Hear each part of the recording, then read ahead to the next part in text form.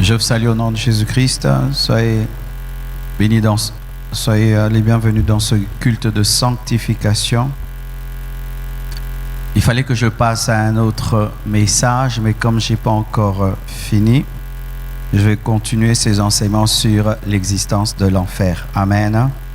Jusqu'à ce que je vais finir. Et lorsque je me préparais ce matin, j'ai trouvé aussi que je n'allais pas finir, alors j'ai évité de parler de beaucoup de choses superficiellement. Je parlerai de cette chose et je reviendrai encore le dimanche prochain. Nous aurons encore un culte de sanctification. L'Église est dirigée par le Saint-Esprit et pas par le programme. Amen. Le dimanche passé, j'ai parlé des preuves de l'existence de l'enfer et ce dimanche, je parlerai de qui iront en enfer. Amen. Nous sommes debout pour lire la parole de Dieu dans Matthieu 25, verset 41. Matthieu 25, verset 41. Vous y êtes? La Bible dit ensuite, il dira à ceux qui seront à sa gauche, retirez-vous de moi, maudits, allez dans le feu éternel qui a été préparé pour le diable et ses anges. Asseyez-vous, s'il vous plaît.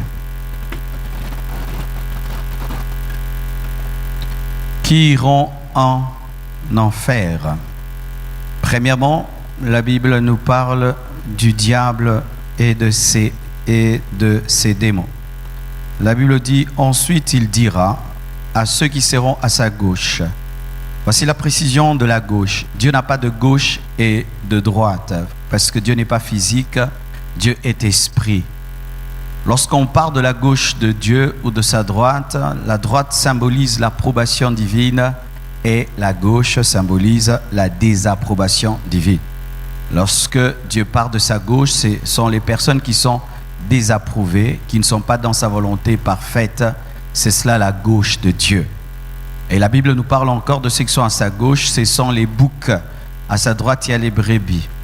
Les boucs sont des animaux rebelles. Lorsque tu veux tuer un bouc, il va crier, il va se débattre et si tu n'es pas fort, tu n'arriveras pas à le tuer. Différemment d'une brebis, elle est silencieuse devant ceux qui l'attendent et ceux qui veulent la tuer. Et les brebis, ce sont les enfants de Dieu. Les boucs, ce sont les personnes qui ont refusé de recevoir Christ dans leur vie et qui se retrouvent à la gauche de Dieu. Et là, la Bible nous présente Dieu qui parle aux hommes d'aller dans un endroit qui n'était pas préparé pour eux. On ne dit pas « Retirez-vous de moi, maudit, allez dans le feu éternel qui était préparé pour vous ». Mais on dit « Retirez-vous de moi, maudit, allez dans le feu éternel ». Le feu éternel, c'est l'enfer, qui a été préparé pour le diable et pour ses anges. Retenez le terme « préparé ». Préparé. Préparé, fait en avance. Préparé pour le diable et ses anges. Au départ, lorsque Dieu a créé l'enfer, il n'a pas créé l'enfer pour l'homme, il n'a pas créé l'enfer pour les humains, il a créé l'enfer pour le diable et ses anges. Pourquoi on dit ses anges? Est-ce que le diable a créé des anges? Le diable n'a pas créé des anges, il a volé, il a séduit le 1/3 des anges de Dieu qui sont devenus ses anges. Et désormais, ces anges sont devenus des démons. Le diable a été créé parfait. Il ne s'appelait pas le diable, il s'appelait Lucifer. Lorsqu'il a voulu prendre la place de Dieu, il a été précipité sur la terre, il est devenu Satan, il est devenu le diable, et les anges qui l'ont suivi sont devenus des démons. Pour eux, il n'y a pas de rédemption. Vous devez vraiment maîtriser ceci dans la doctrine biblique. Il n'y a pas de rédemption pour les anges. Lorsqu'un ange pêche, il n'y a pas de sauveur pour lui.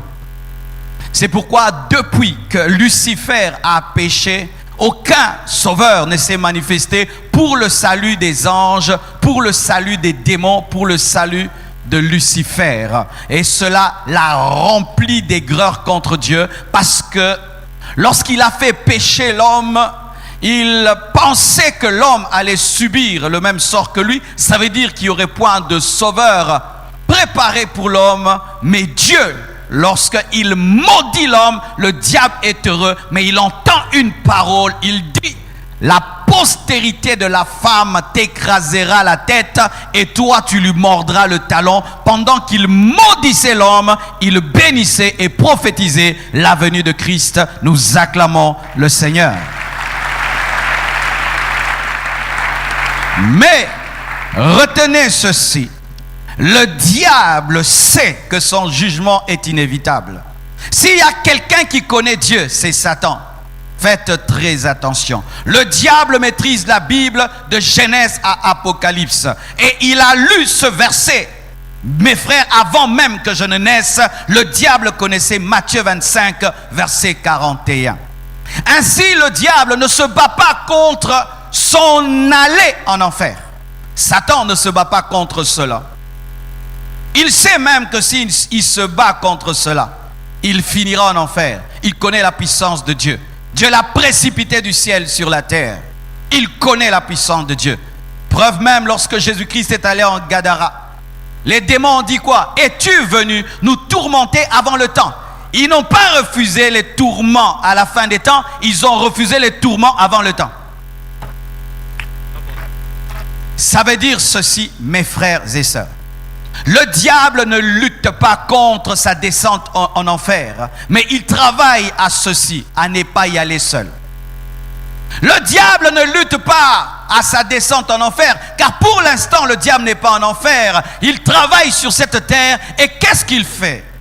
Il fait ceci, il dit à Dieu: comme moi tu ne m'as pas pardonné, comme moi tu m'as jeté et tu as dit que je finirai en enfer, j'irai avec ton image avec moi, j'irai avec ton image, cet homme que tu as créé à ton image, à ta ressemblance, cet homme que tu aimes, j'irai avec cet homme dans le feu. C'est ce qu'il fait. Il y a deux sortes de sidéens.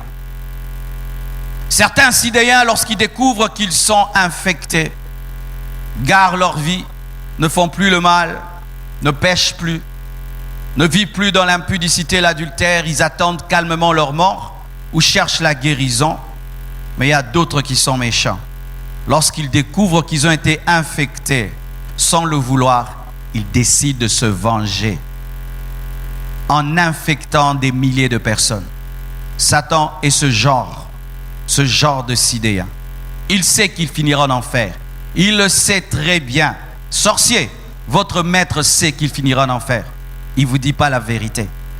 Magicien, occultiste, franc-maçon, illuminati, il vous ment lorsqu'il fait des discours et vous allez dans ces réunions. Il vous dit: nous allons gagner Dieu, nous allons gagner Jésus. Archi faux. Il sait qu'il finira en enfer et il travaille à vous y amener avec lui. Il le sait. Il le sait. Préparez. Deuxième catégorie d'esprits qui iront en enfer: ceux qui n'auront pas leur nom inscrit dans le livre de vie au jugement dernier. Apocalypse 20, verset 15. Quiconque ne fut pas trouvé écrit dans le livre de vie fut jeté dans les temps de feu. Retenez encore un autre terme, jeté. Dans le premier verset que je vous ai donné, il y avait le mot préparé. Dans le deuxième, il y a jeté. On ne dit pas déposer dans le feu éternel. On ne dit pas garder dans le feu éternel. Lorsque je prends ma montre et je la mets dans un coffre-fort, je ne dis jamais j'ai jeté ma montre dans un coffre-fort. Je dis j'ai gardé ma montre dans un coffre-fort. On parle de jeter lorsqu'on parle des choses viles et lorsqu'on parle de la poubelle. Les hommes qui iront en enfer seront jetés comme des détritus, comme des déchets dans la poubelle de l'enfer. Mon frère, sache ceci, que si ton nom n'est pas écrit dans le livre de vie, tu n'as aucune valeur. Et tu es fait pour être jeté dans la poubelle de l'enfer. Ta valeur ne vient pas de ton compte en banque. Ta valeur ne vient pas de tes vêtements. Ta valeur ne vient pas de la voiture que tu as garée dehors. Ta valeur ne vient pas de la piscine qui est dans ta maison. Ta valeur vient du fait que ton nom est écrit dans un livre qu'on appelle le livre de vie. Les disciples sont venus voir Jésus-Christ se glorifiant de chasser les démons. Et il a dit, j'ai vu le diable tomber du ciel comme un éclair. Ne vous réjouissez pas de chasser les démons, mais réjouissez-vous du fait que vos noms sont écrits dans le livre de vie. La valeur d'un homme, c'est sa finalité. Ce n'est pas là où il est. Là où est ton nom détermine où tu finiras, car le nom va toujours là où tu n'es pas allé pour que tu ailles. C'est ainsi même lorsque tu as le visa des États-Unis, ton nom arrive aux États-Unis, ensuite ta vie ira aux États-Unis. Ainsi aussi, si ton nom est dans le livre de vie, ta vie finira dans la nouvelle Jérusalem céleste. Pourquoi? Si ton nom y est, ta vie doit y être. Donne-moi la main que je te parle.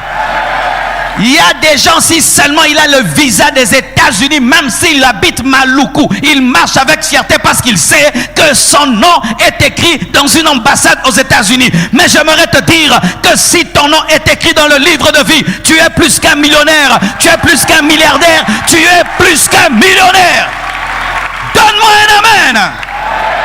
Mais si tu as tout l'argent du monde, tous les diplômes du monde, et ton nom n'est pas écrit dans le livre de vie, tu n'es pas différent d'un papier usé, déchiré, qu'on jettera.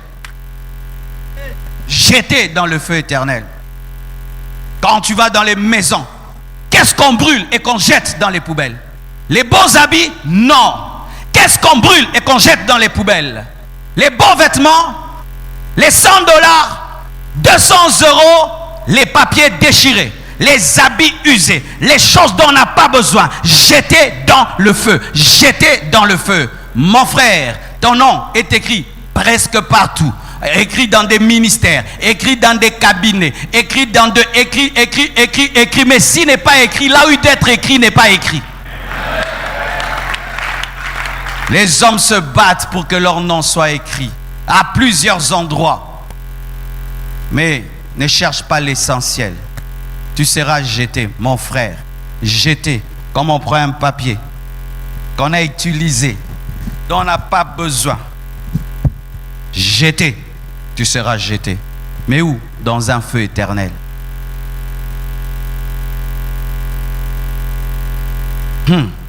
Comment avoir son nom écrit dans le livre de vie?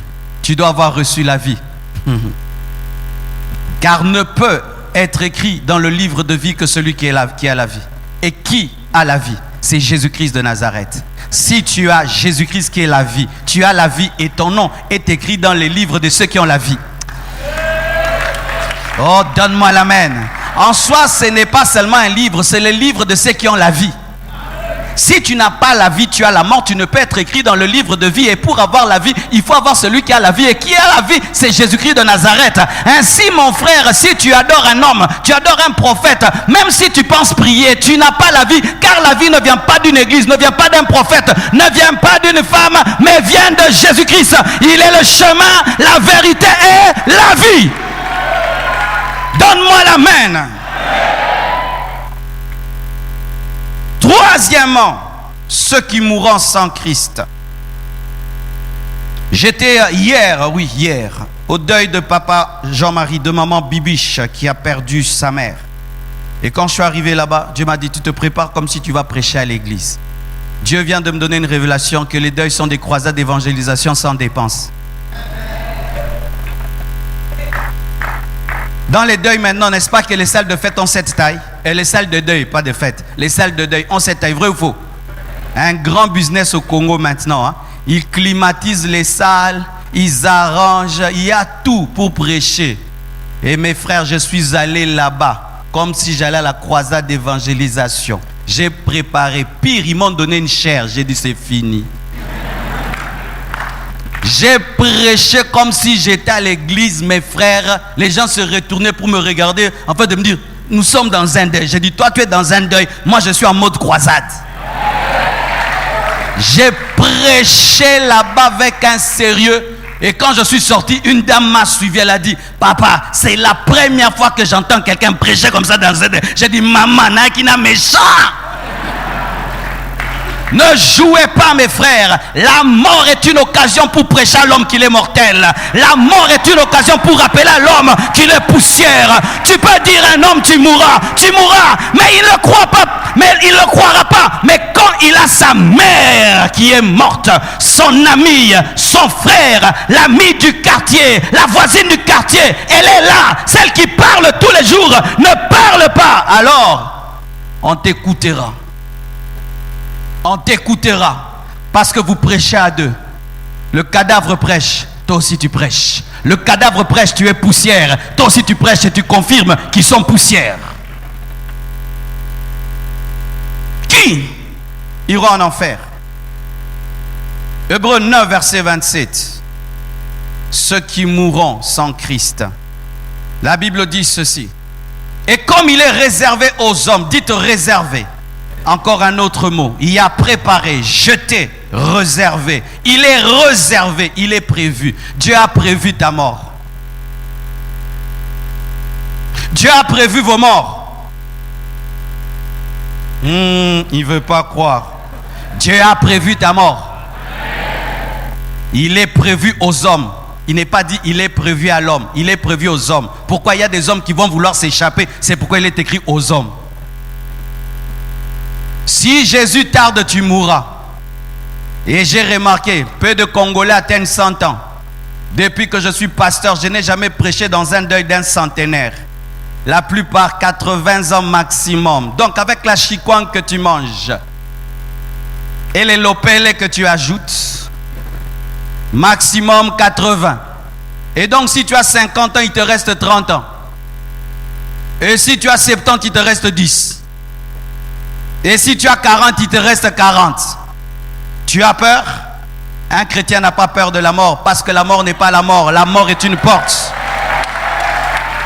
Mais vous devez savoir que Dieu a prévu un jour de vous tuer.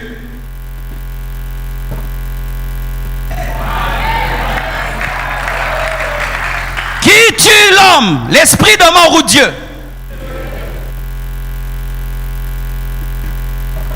Qui tue l'homme? L'esprit de mort ou Dieu? C'est Dieu qui a dit si tu manges tu mourras. Ce n'est pas le diable. C'est Dieu qui a dit tu es poussière, tu retourneras la poussière. Mon frère, si c'est le jour de ta mort et tu pries, tu jeûnes, Dieu te tuera quand même.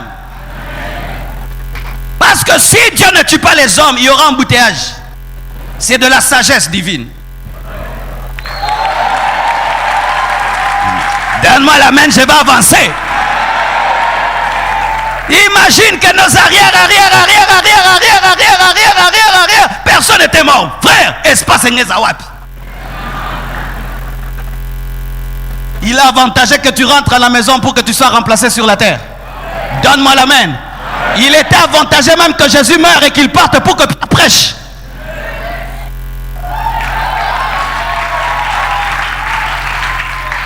Vous qui n'aimez pas la mort, même si tu n'aimes pas la mort n'a pas besoin de ton amour.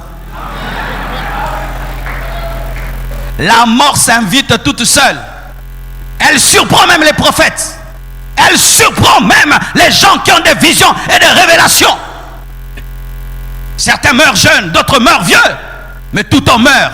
Le païen meurt, le chrétien meurt, le pauvre meurt, le riche meurt. Nous mourrons si Jésus-Christ tarde. Et ça ne me dérange pas.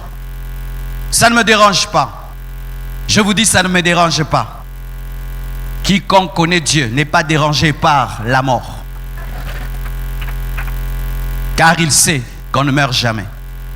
L'homme en soi ne meurt jamais. Pourquoi? On ne peut jamais juger ceux qui meurent. Car il est écrit, il est réservé à l'homme de mourir une seule fois, après quoi vient le jugement. On ne peut pas juger celui qui est mort, donc tu ne mourras pas.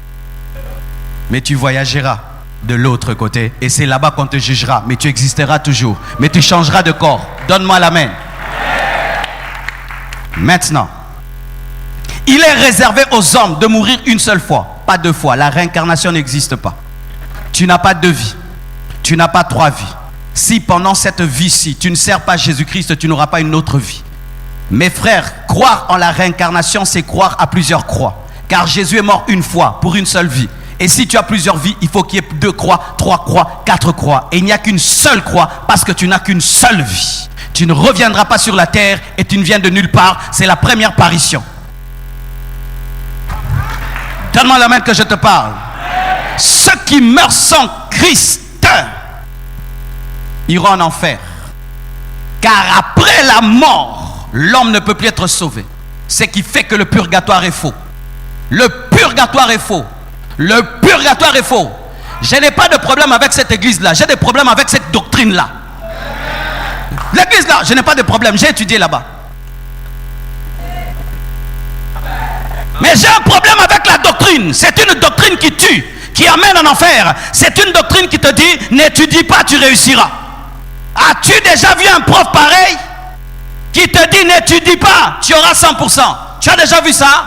Mais c'est ça la doctrine du purgatoire. N'étudie pas, tu réussiras. Même si tu meurs, tu peux être sauvé après ta mort. Nous allons prier pour toi, faire des messes de requiem. Archi faux, archi faux. Même si un mensonge est en latin, c'est toujours un mensonge. Domini douce, domini tous, mais à latin. Après la mort, c'est le jugement. Ose mourir sans Jésus, tu verras ce qui va t'arriver. Tu verras, mon frère, tu verras. Ose mourir sans Jésus et attends qu'on prie pour toi. Comment, mon frère, tu refuses de donner ta vie à Jésus-Christ, quelques gouttes d'eau sur ton cercueil vont te sauver? Non, ça c'est l'escroquerie quand même. Quand même, mais non, mais non. Alors, tout le matin, je vais me laver avec l'eau bénite. Mais c'est quoi? Mais c'est quoi? Vous croyez de telles choses qu'un peu de parfum, un peu d'encens sur ton cercueil vont t'amener au ciel? Vous croyez ça? Vous croyez ça? Pendant ta vie, tu étais tout le temps dans les boîtes de nuit et puis tu meurs et puis tu vas au ciel parce que quoi? J'ai prié pour toi. La prière d'un homme de Dieu ne sauve pas. La prière d'un homme de Dieu ne sauve pas. La prière d'un homme de Dieu ne sauve pas. Je dis la prière d'un homme de Dieu ne sauve pas. Donne-moi la main, je vais parler. Et ce n'est pas l'homme de Dieu de dire où tu finiras. Je vais vous parler de l'hypocrisie dans les deuils. Dans les deuils, moi je commence à me fatiguer. Le dernier deuil, d'où je viens là, je suis parti avant. Je n'ai même pas attendu la levée du corps. Vous savez pourquoi? Parce que je commence à voir qu'on commence à s'amuser avec la mort au Congo. Vous dansez autour des cercueils, vous dansez, pleurez. Qu'est-ce que vous avez à danser autour des cercueils? Dans un deuil, on réfléchit, on s'assit, on ne danse pas. Ton ami vient de mourir, tu dois réfléchir. Et j'avais remarqué dans ce deuil-là, beaucoup avaient 60 et 70 ans. Donc bientôt, elles aussi vont partir. Mais elles dansent. Et tu vois, elles dansent vraiment, mais balemba.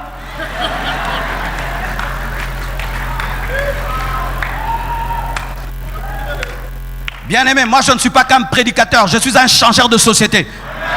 On ne peut pas seulement prêcher, voir des médiocrités dans la société et ne rien dire.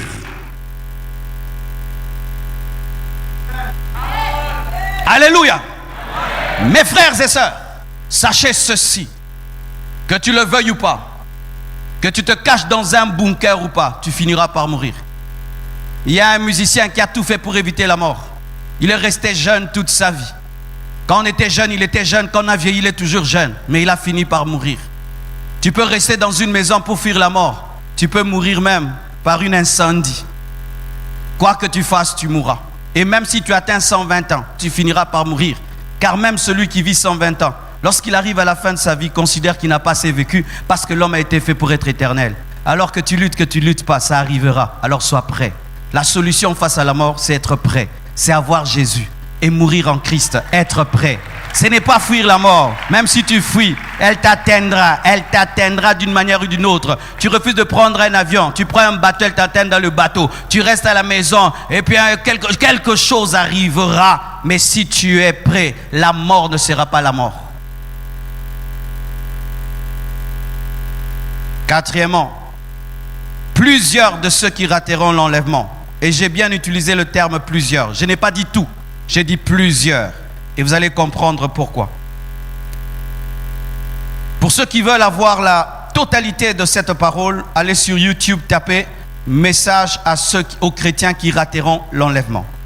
Matthieu 24, versets 40 à 44. La Bible dit ceci. Alors de deux hommes qui seront dans un champ, l'un sera pris et l'autre laissé. De deux femmes qui moudront à la meule, l'une sera prise et l'autre laissée. Veillez donc, puisque vous ne savez pas quel jour votre Seigneur viendra. Sachez-le bien, si le maître de la maison savait à quelle veille de la nuit le voleur doit venir, il veillerait et ne laisserait pas percer sa maison. C'est pourquoi vous aussi, tenez-vous prêts, car le Fils de l'homme viendra à l'heure où vous n'y penserez pas. L'enlèvement arrive. Je dis l'enlèvement arrive. Je dis l'enlèvement arrive. Je dis l'enlèvement arrive. Et cette parole révèle ceci, qu'il y a ceux qui partiront et ceux qui resteront. Oui, mes frères, il y a ceux qui partiront et ceux qui resteront. Il y a ceux qui partiront et ceux qui resteront. Si tu ne meurs pas et tu es vivant et tu es trouvé vivant le jour de l'enlèvement, il y a ceux qui partiront et ceux qui resteront. Et les morts en Christ seront ressuscités. Et voici maintenant une précision. Apocalypse 14, versets 9 à 13. Pourquoi j'ai dit que plusieurs de ceux qui rateront l'enlèvement iront en enfer? Pourquoi j'ai dit ça?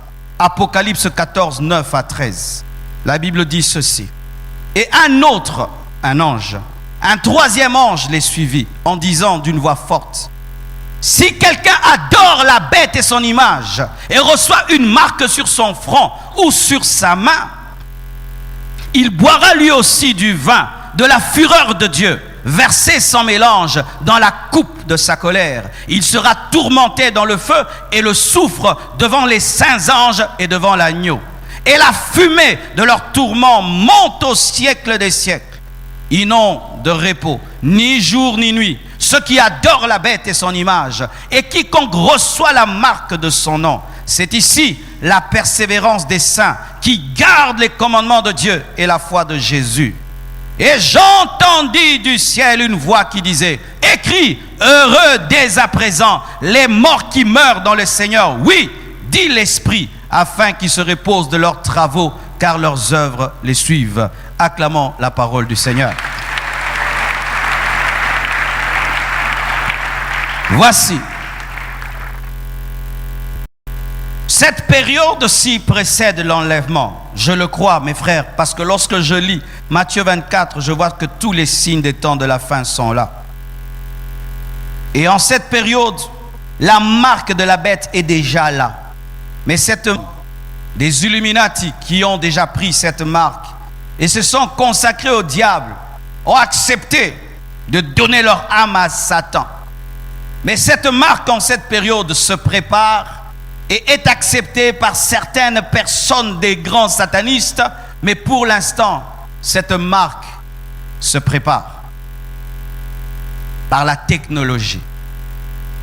J'ai suivi hier Économie sur France 24, Économie, technologie, quelque chose comme ça. Et on parle que l'homme bientôt va guérir les paralytiques. C'est-à-dire ces hommes qui ne marchent pas, les mains et les pieds ne fonctionnent pas, ils sont devenus capables d'implanter dans leur cerveau des puces qui permettent à ce qu'un robot, une ossature robotique soit collée à leur corps, et par sa pensée, ils commandent à cette ossature robotique et le paralytique marche. Ils feront des miracles avec la technologie. Un même a dit, bientôt nous allons commencer à pirater les cerveaux des hommes comme on pirate un ordinateur. Ils disent même que pirater un cerveau est plus facile qu'un Mac. Ils seront capables bientôt de décider quel rêve ils vont avoir. Tu veux rêver un rêve que tu as aimé, on te le fait rêver à nouveau. Vous imaginez ça, mes frères? Et lorsque l'église sera enlevée, voici ce qui va arriver. Imaginez que je sois en train de prêcher maintenant, et tout d'un coup, l'enlèvement a lieu, et la moitié de la salle reste du côté gauche. Non, du côté droit. Ceux qui vont rester, que vont-ils faire? Ils vont dire, le pasteur avait raison. Vrai ou faux? Et ainsi, vous irez lire les Écritures et vous allez comprendre que la marque de la bête viendra et quiconque sera marqué deviendra comme un démon. Il y a des hommes qui vont dire, je ne prendrai pas la marque de la bête. Et ils accepteront de mourir de faim, mourir de soif parce que personne ne pourra acheter ni vendre sans avoir cette marque. Et ceux qui vont refuser d'adorer la bête, la Bible nous dit, ils seront décapités, torturés, sciés, mourront. Ces personnes accepteront de mourir. On les appelle dans la Bible les martyrs de la tribulation. Il y a les martyrs avant l'enlèvement, mais aussi les martyrs après l'enlèvement. Ce sont des personnes qui ont refusé la marque de la bête, qui sont mortes de faim et mortes décapitées. Mais est-ce que tu arriveras si tu ratais l'enlèvement? En ce temps-là, il n'y aura qu'un seul passeport. Un passeport mondial. Il n'y aura qu'une seule nation, le monde. Il n'y aura qu'un seul président. Et si donc tu n'as pas ce passeport-là, tu n'existes pas. Est-ce que tu pourras vivre dans ce monde-là? Tu seras un clandestin. Tu mangeras comment? Tu vivras comment? Tu n'as pas un élevage derrière chez toi. Tu n'as pas des légumes derrière ta maison. Comment vas-tu vivre? Tu mourras de faim. Et en Europe, les chrétiens mourront de froid parce qu'on ne te fournira pas le chauffage parce que tu n'as pas la marque de la bête. Les chrétiens ne vont pas étudier. Ils ne vont pas faire le commerce. Que feras-tu? Tu dois attendre la mort. Attendre la mort. Mais il y a des gens qui vont accepter la mort. Et ces personnes seront récompensées. Certains, plusieurs, de ceux qui rateront l'enlèvement iront en enfer parce que plusieurs, face à la souffrance, décideront de régner leur foi. Face à la souffrance, insulteront Dieu et prendront la marque de la bête. Car sachez ceci, la marque de la bête sera présentée comme un avantage. Aujourd'hui en Chine, mes frères, il y a presque des caméras partout. Et les Chinois acceptent ça. Ils disent c'est bien, c'est pour qu'on puisse attraper facilement les voleurs et les mauvais citoyens. Partout, partout, ton visage est scanné. Scanné. C'est pourquoi même les nouveaux téléphones qui nous font nous demandent notre visage. Mode identification, jamais n'a pas. Toi tu donnes. Et quand tu donnes, tu sais quoi? Ça entre dans une base de données, une base de données, une base de données, une base de données. Tout ce qu'ils font, c'est pour contrôler le monde. Mais ils te disent c'est un avantage. Si on te vole le téléphone, et ils présentent toujours des avantages. Mais derrière les avantages qu'ils présentent, ils ne montrent pas un contrôle mondial. Le monde est prêt pour la marque de la bête. Le monde est prêt pour la marque de la bête. Il suffit seulement que l'église soit enlevée. J'ai eu une vision de la tribulation, mes frères. J'ai vu des avions qui n'existent pas encore, une technologie qui n'existe pas encore. Ils étaient capables, par le satellite, de savoir où tu te trouves si tu n'as pas la marque. Parce que ceux qui n'ont pas la marque étaient référenciés et on pouvait savoir où ils étaient. Les gens s'accusaient entre eux. Mon frère n'a pas la marque, ma soeur n'a pas la marque. Ok, toi tiens-toi à côté de ton frère. Comme toi, tu as la puce, hein, on peut savoir où il est à côté de toi. C'est comme ça qu'on les attrapait. Et c'était des avions qui pouvaient voler très très bas. Et des militaires armés d'une manière sophistiquée descendaient. C'était comme des vaisseaux pour attraper les hommes qui n'avaient pas la marque. J'ai vu ça.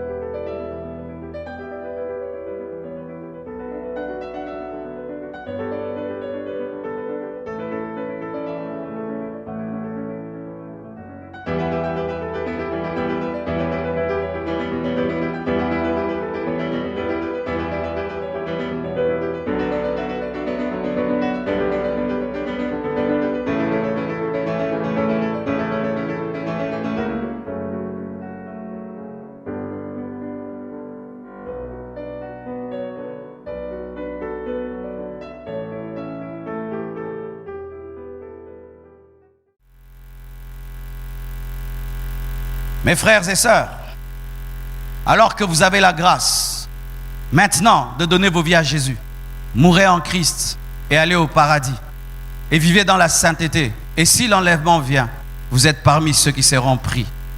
Ne te dis pas, oh, je pourrais quand même supporter et accepter de mourir. Est-ce qu'on t'a déjà présenté une épée? Mourir par le fusil, c'est mieux que mourir par l'épée.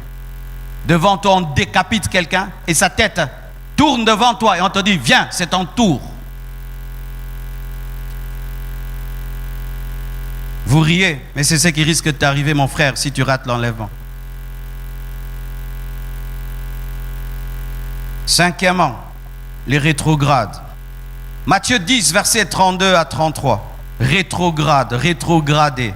Rétrograder, c'est quand tu diminues ta vitesse, tu diminues ton amour, tu diminues ton zèle.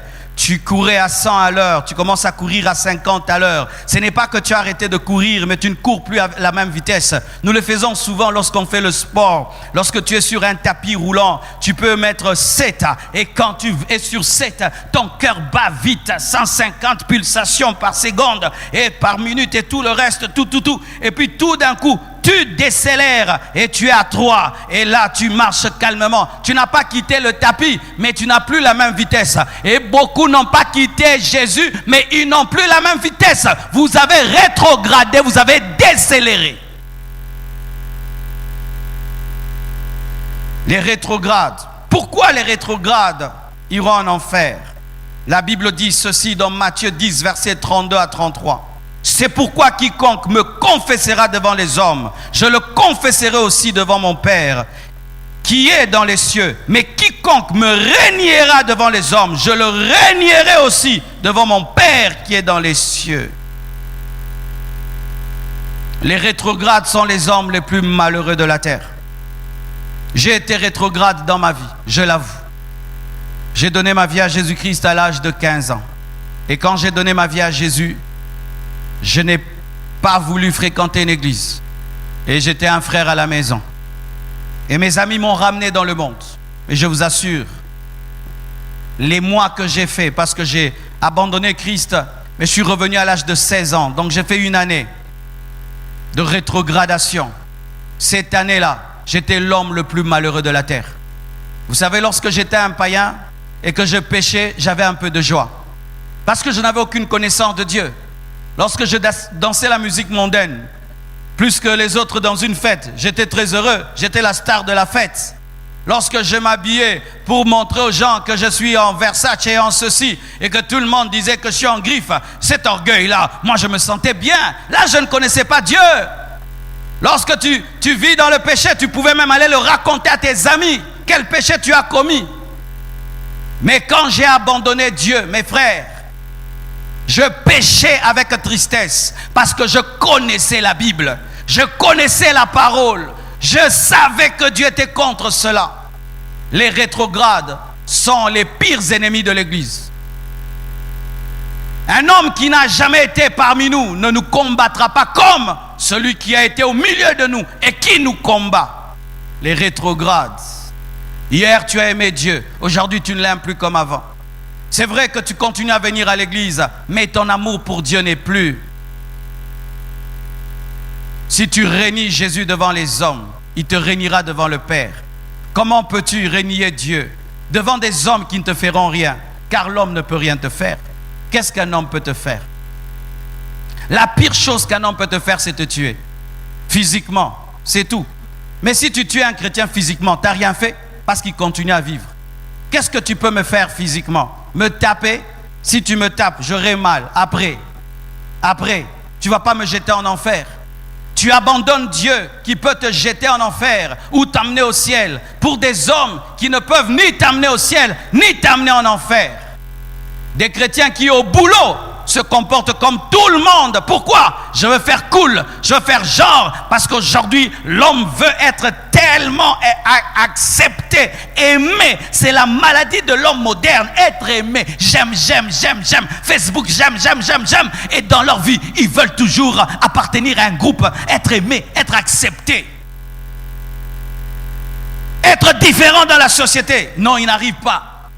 On organise des fêtes dans la société. On met la musique mondaine. Le chrétien aussi danse pour que ses amis ne se moquent pas de lui. Les autres font des fausses factures et tout. Lui aussi fait des fausses factures pour qu'on ne dise pas qu'il est bête. Lui aussi c'est un homme courageux. S'il va à l'université, il doit devenir aussi un étudiant cool comme les autres étudiants. Sinon on va dire qu'il a sauté sa jeunesse. Régnons Dieu devant les hommes. Voulant être à la page, être à la mode, être accepté. Et oui, les hommes t'acceptent, oui. Maintenant, tu fais partie de leur groupe. Leur groupe de qui? D'ivrognes, leur groupe d'impudiques, leur groupe de voleurs, leur groupe d'orgueilleux. Oui, maintenant, tu fais partie de leur groupe. Mais tu as perdu Dieu. Je n'ai que faire d'un groupe. J'en ai pas besoin. Un groupe qui me fait perdre Dieu, je n'en ai pas besoin. Je préfère rester seul dans mon coin et servir Dieu jusqu'à ma mort qu'appartenir à un groupe. Sachez ceci, mes frères, la pire arme de l'homme contre toi, c'est tuer ton corps, c'est tout. Mais un chrétien, le tuer, c'est lui rendre service. Judas a rendu service à Jésus. Il lui a permis de devenir le sauveur de l'humanité.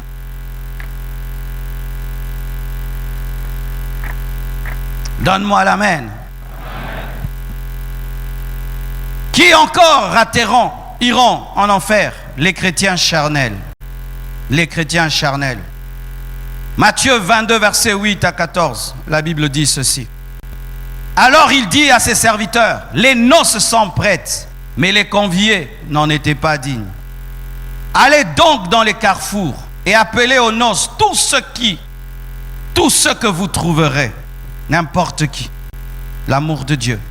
Ses serviteurs allèrent dans les chemins, rassemblèrent tous ceux qu'ils trouvèrent, méchants et bons. Waouh! Et la salle des noces fut pleine de convives. Le roi entra pour voir ceux qui étaient à table, et il aperçut là un homme qui n'avait pas revêtu un habit de noces. Donc, les méchants et les bons avaient revêtu les habits de noces, étaient acceptés par le roi, pourvu qu'ils aient revêtu les habits des noces. Mais lui, il entre dans la fête, il garde ses vêtements. Il lui dit, mon ami, encore un terme rempli de galanterie. Comment es-tu entré ici sans avoir un habit de noces? Cet homme eut la bouche fermée.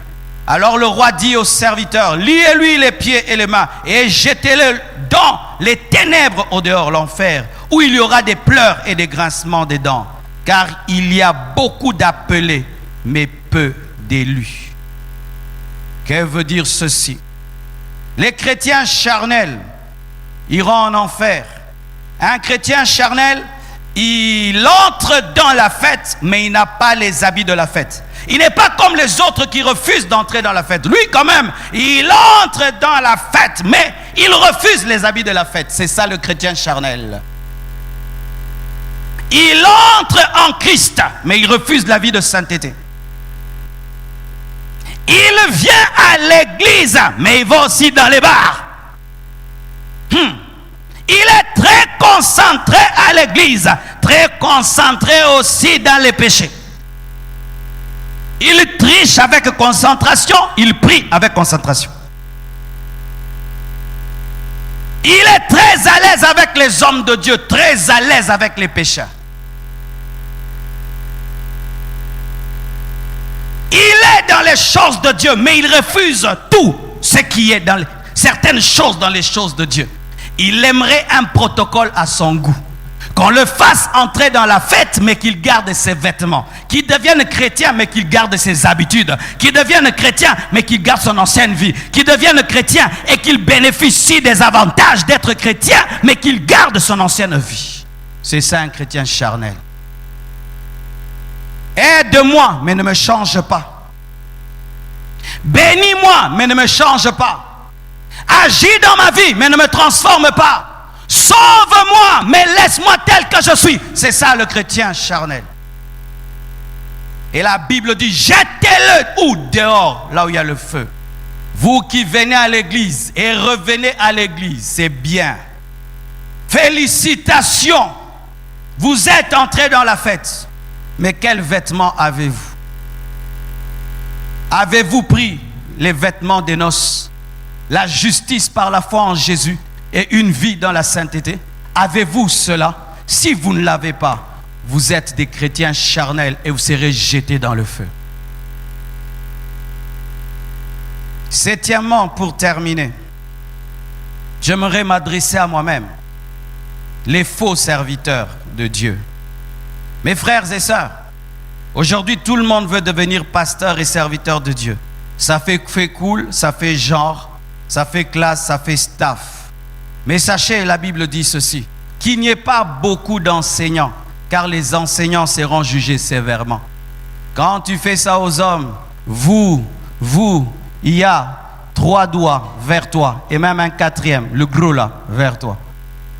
Imaginez, je prêche comme ça et puis à l'enlèvement, je reste avec la moitié des droites ou des gauches.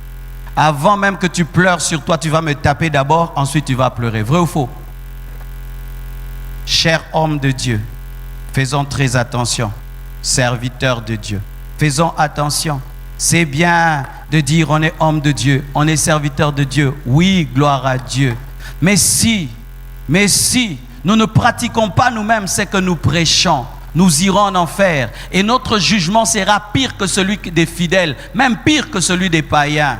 Je suis conscient, mes frères, avec la connaissance que j'ai de la Bible, si je finis en enfer, je serai jugé plus sévèrement que toi. Je le sais. Je le sais. C'est pourquoi je suis discipliné avec moi-même. C'est pourquoi je garde tous les jours, je veille sur moi. Je sais que c'est bien. Oh Marcelo, mais je sais que si Marcelo finit en enfer, il sera parmi ceux qui seront jugés sérieusement.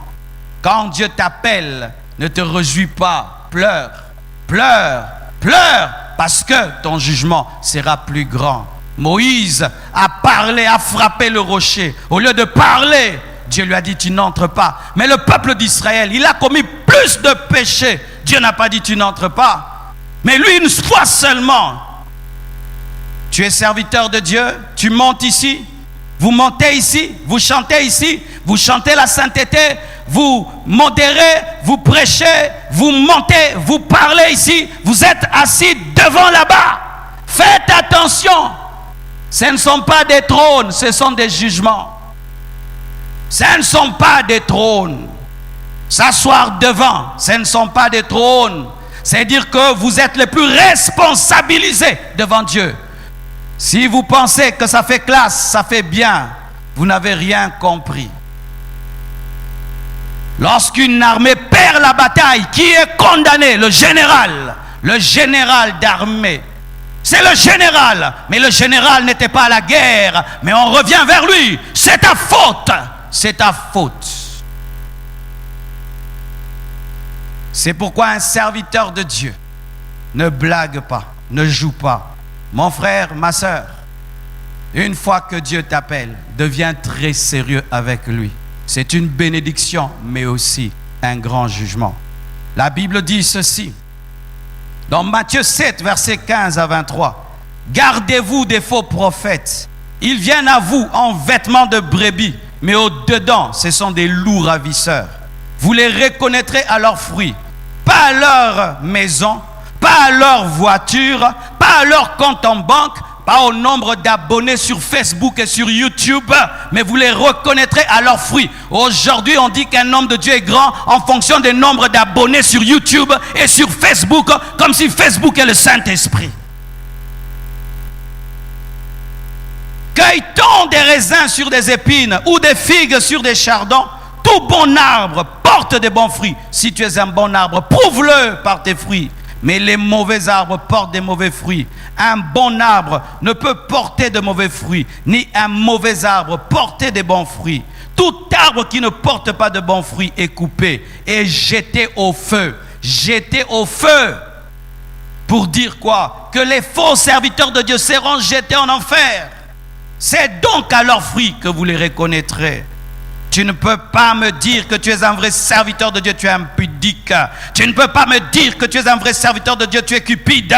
Tu ne peux pas me dire que tu es un vrai serviteur de Dieu, tu es orgueilleux. Tu ne peux pas me dire que tu es un vrai serviteur de Dieu, tu vis dans le mensonge. Tu ne peux pas. Ceux qui me disent Seigneur, Seigneur, n'entreront pas tous dans le royaume des cieux, mais celui-là seul qui fait la volonté de mon Père qui est dans les cieux. Regardez ceci. Lorsqu'il s'agit de dire Seigneur, on est au pluriel. Mais quand il s'agit de faire la volonté de Dieu, on est au singulier. Celui-là seul qui fait la volonté, singulier. Ceux qui disent Seigneur, pluriel. Ça veut dire quoi? Dire Seigneur, c'est facile. Faire la volonté de Dieu, c'est difficile. Seigneur, Seigneur. Même un païen, un sorcier peut dire ça. Les sorciers prient, disent aussi Seigneur. Les païens, les pécheurs, tout le monde dit Seigneur. On a dit Seigneur, on a chanté Seigneur, on a dansé Seigneur. Mais pour pratiquer la parole, on dit celui.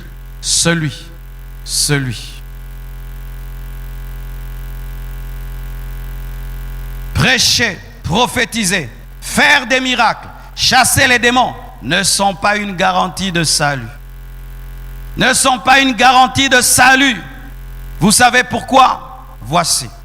Je peux être là. J'ai servi Dieu dans la vérité. Et je vous ai attiré ici. Et vous avez confiance en moi. Que c'est un serviteur de Dieu, un saint homme de Dieu. Quand il prie, Dieu l'exauce. Et vous venez avec vos problèmes. Mais moi, dans le secret, j'ai abandonné Dieu. Vous ne savez pas. Mais moi, dans le secret, j'ai abandonné Dieu. Et vous venez parce que vous avez confiance en Jésus que je prêche. Et je prie. Mais je ne suis plus connecté à Dieu. Dieu m'exauce, pas pour moi, mais pour vous. Si vous ne savez pas, il y a dans certains endroits, Dieu ne fait pas les miracles à cause de la sainteté de l'homme de Dieu, mais à cause de la foi du peuple. C'est pourquoi quand Dieu t'utilise dans les miracles, des fois, sache que ce n'est pas toi, c'est la foi de cette personne qui est venue. Samuel était dans la maison du sacrificateur Élie, qui était déconnecté de Dieu. Mais Dieu l'a reconnecté rien que pour Samuel et puis l'a déconnecté après.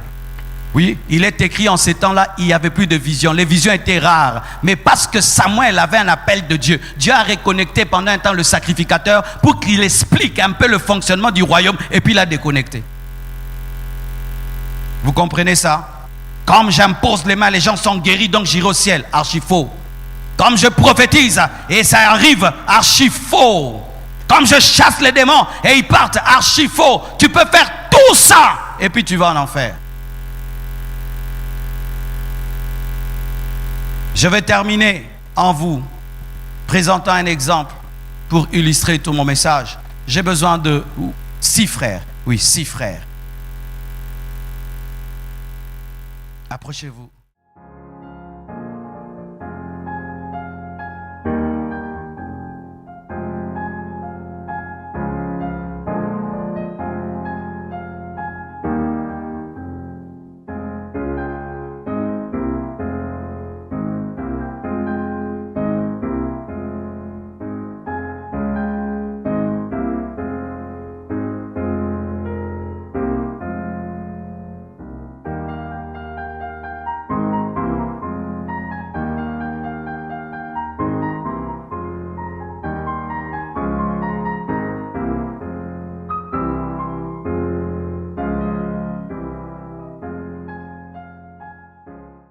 Six choristes, oui. Vous tenez-vous ici? Ok. Vous tenez-vous ici? Approchez. Vous tenez-vous ici? Approchez. Vous tenez-vous ici. L'un face à l'autre, vous deux, l'un face à l'autre. Vous aussi l'un face à l'autre. Et voici. Vous, approchez, tenez ça et tenez ça. Ok. C'est pas ça. Toi, tu es le diable, lui, il est l'homme, moi, je suis Jésus. Mais c'est pas vrai. Tu n'es pas le diable, je ne suis pas Jésus, c'est l'exemple. Amen, hein? N'ayez pas peur. Lui, c'est un pécheur. La corbeille, c'est un péché. Et le carton est un péché. Et le diable le tient par son péché. Ok? Vous êtes des portes du ciel. Tenez-vous comme ça. Et moi, je suis Jésus. Lui, c'est un pécheur. Il est lié par le diable, par le péché. Le diable le tient par le péché. Le diable le domine par le péché. Et il ne sait pas qu'il y a un sauveur qui est mort et qui a donné sa vie. Comment vais-je faire pour le sauver? Je vais prêcher l'évangile. Je vais lui parler. Frère, Jésus est mort pour toi. Frère, Jésus t'aime. Seigneur Jésus touche son cœur, agit dans sa vie. Et un jour, il est touché et il me donne l'attention. Frère, yo diable a gentil boutique.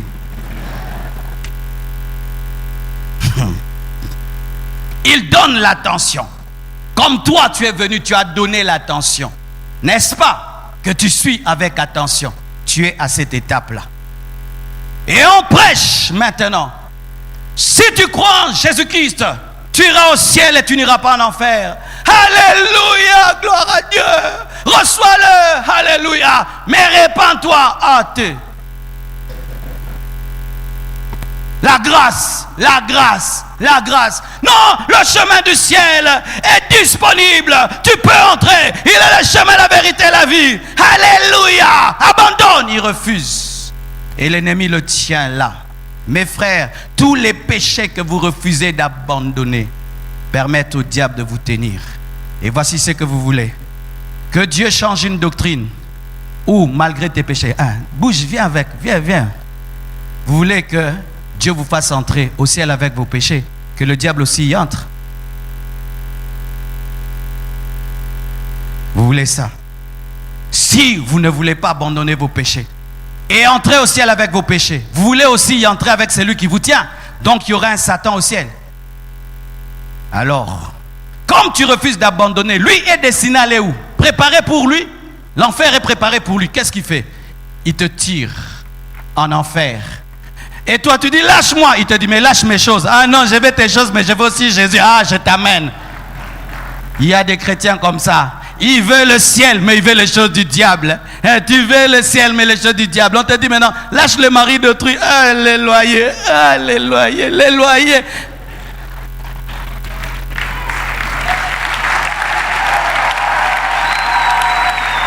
Tu iras en enfer rien que pour un loyer. Tu peux travailler et payer ce loyer. Maman, tu peux travailler et payer ce loyer. Je dis, maman, tu peux travailler et payer ce loyer. Les loyers, tu vas les nourrir. Il y a des veuves qui nourrissent leurs enfants. Tu es une paresseuse impudique et adultère. Oui. Toi, tu vas aller en enfer parce qu'un homme te paye le loyer et nourrit les enfants. Tu es une paresseuse. Tu ne peux pas travailler et nourrir ses enfants et payer toi-même ton loyer ou rentrer avec ses enfants à la maison chez vos parents. Et alors, dimanche passé, ce frère était venu à l'église quand j'ai parlé de l'enfer et il a lâché le carton. Lâche le carton. Comme il a lâché, tu le lâches. Mais il a dit, j'ai déjà abandonné. C'est trop. C'est trop. Je ne fume plus la cigarette. Mais quand même, le whisky, je bois. C'est comme toi. Quand je prêche, là, je dis, Lélo, Ozangote. J'avais 5 copines, j'ai abandonné 9. J'avais 5, j'ai abandonné 4. Il reste qu'une. Pasteur, tu ne mourras pas. D'ailleurs, Dieu m'a révélé que c'est la femme de ma vie. Et tu couches avec elle et tu l'as fait avorter, la femme de ta vie, quoi. L'avorteuse de ta vie.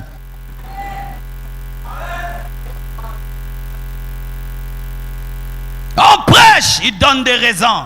Et il veut aussi aller au ciel. Il dit, j'ai abandonné. Et qu'est-ce qui se passe? Tu veux aussi que le diable entre? Il n'entrera pas. C'est lui qui va t'amener en enfer.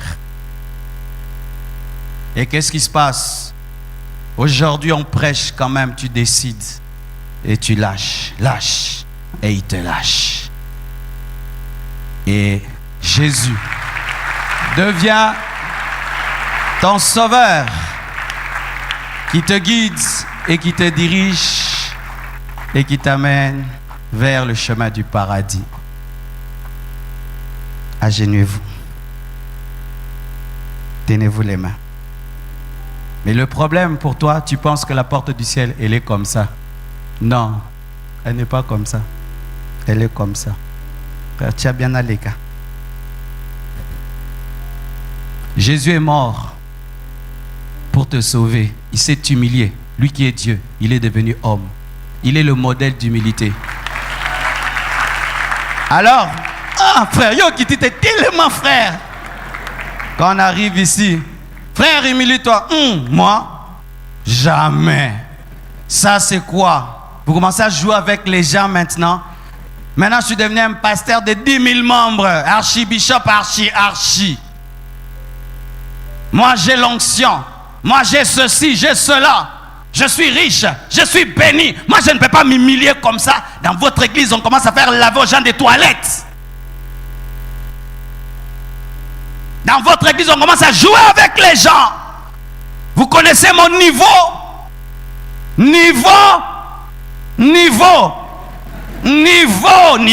Niveau intellectuel, social, onctionnel, prophétique.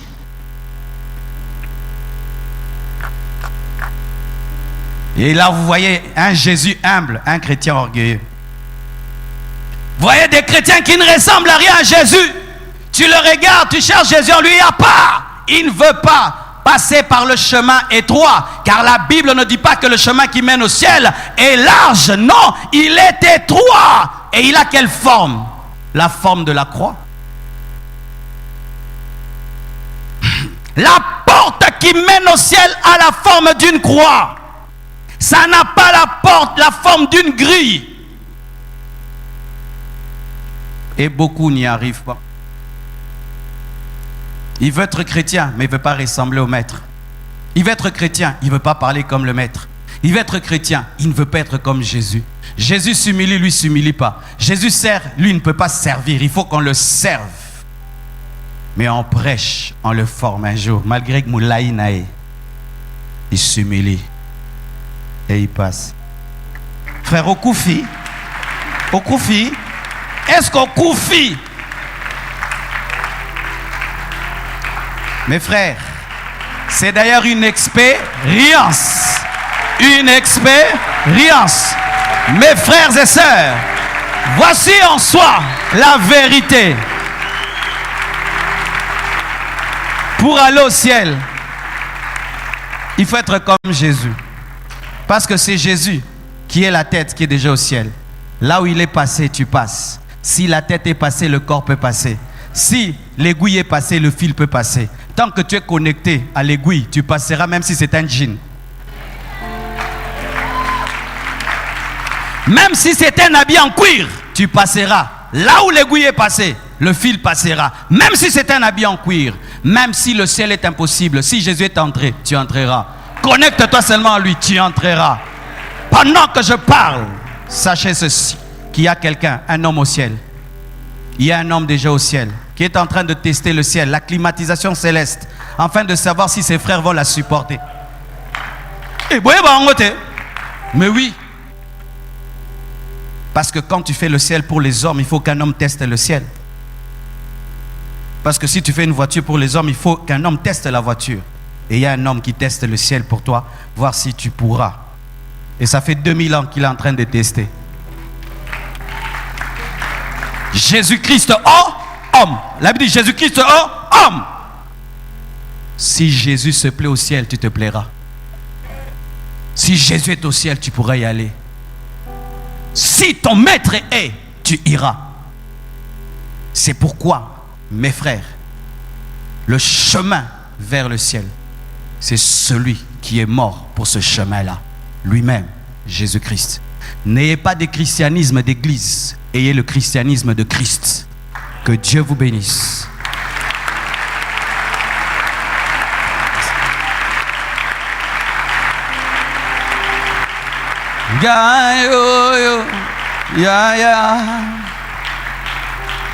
Na pusani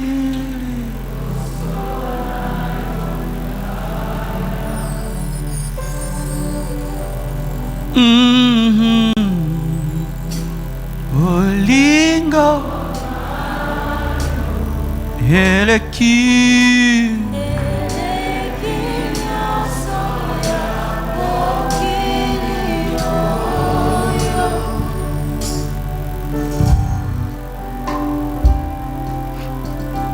Ngayoyo Ngayoyo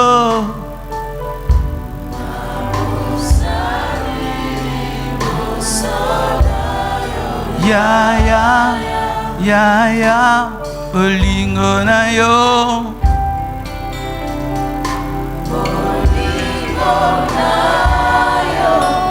Eleki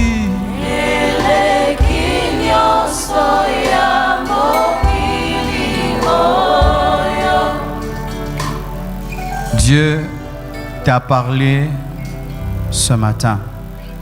Même pour vous qui êtes dans la salle polyvalente, vous n'êtes pas dans une autre église, c'est toujours à l'église.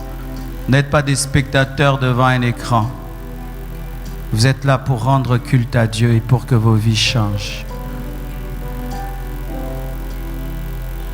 D'une manière ou d'une autre, le Saint-Esprit t'a parlé. Partout où tu es, vous êtes. Je vous prie de vous avancer. Et nous allons prier ensemble. Ne soyez pas comme des auditeurs oublieux qui plongent leur regard dans le miroir de la parole et qui ne corrigent pas leur marche. Si tu n'as jamais donné ta vie à Jésus-Christ, fais-le ce matin. Et si tu l'as déjà fait, mais tu es charnel, et il y a des choses qui résistent dans ta vie, humilie-toi devant la parole, je te prie. Jésus-Christ t'aime. Jésus-Christ t'aime. Jésus-Christ t'aime. Jésus-Christ t'aime.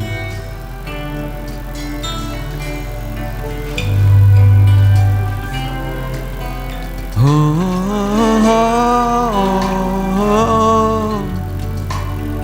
oh, oh, oh.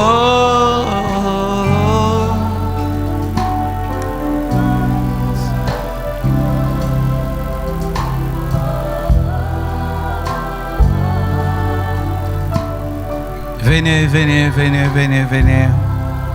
Aujourd'hui, c'est le jour de ton salut. C'est le jour de ta transformation. Tu n'as que faire de la réaction de ton voisin. Si lui ne bouge pas, il sait pourquoi il ne bouge pas. Si lui ne se lève pas, il sait pourquoi il ne se lève pas. Mais réponds personnellement à la parole de Dieu. Personnellement. Le salut est individuel. Gayo yo, gayo yo,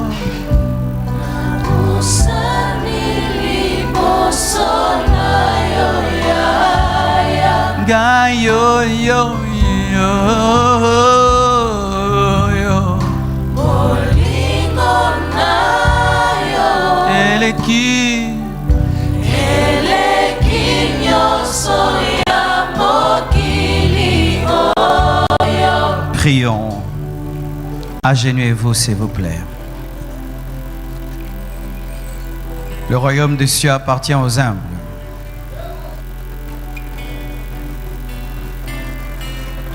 Prie avec moi.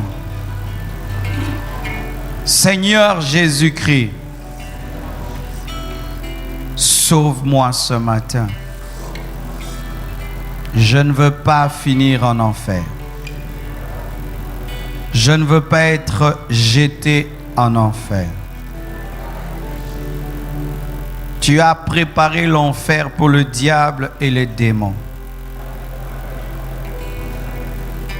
Je ne veux pas finir avec le diable en enfer.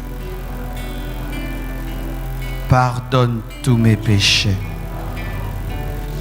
Entre dans mon cœur. Donne-moi le Saint-Esprit. Écris mon nom dans le livre de vie. Délivre-moi de tous mes péchés. Remplis mon cœur d'humilité. Je veux te ressembler. Je veux te ressembler. Je veux te ressembler. Je veux te ressembler. Je veux te ressembler. Je veux te ressembler. Je confesse de ma bouche le Seigneur Jésus-Christ Et je crois dans mon cœur que Dieu l'a ressuscité d'entre les morts. Je suis libre du péché. Je suis libre de la mort. Je suis libre de la condamnation.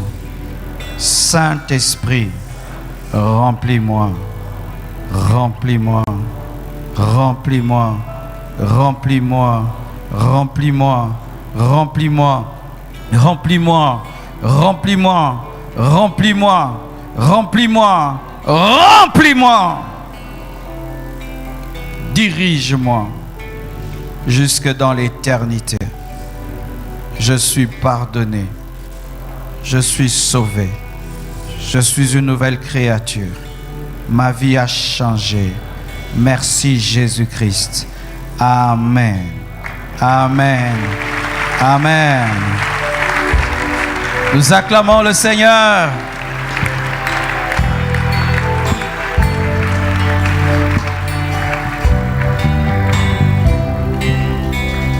Poussons des cris de joie.